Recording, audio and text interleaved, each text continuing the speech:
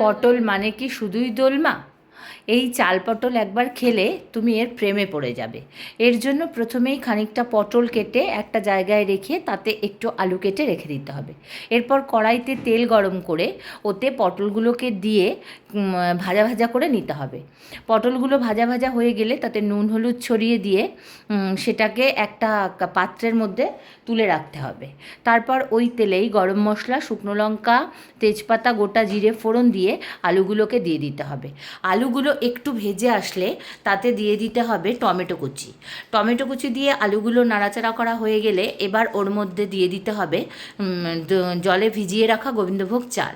এবার ওগুলোকে নাড়াচাড়া করে ওর মধ্যে ভেজে রাখা পটলগুলোকে দিয়ে একটু জল দিয়ে সেগুলো নাড়াচাড়া করে তারপর তার মধ্যে দিতে হবে আদা কাঁচা লঙ্কা বাটা, নুন হলুদ, পরিমাণ মতো মিষ্টি দিয়ে সেগুলোকে নাড়াচাড়া করে হালকা জল দিয়ে পটলটা মজে আসা পর্যন্ত অপেক্ষা করতে হবে।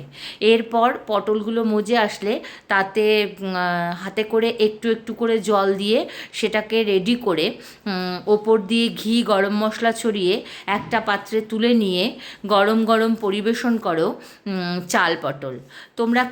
বন্ধুরা তোমরা খেয়ে জানাও কেমন হয়েছে।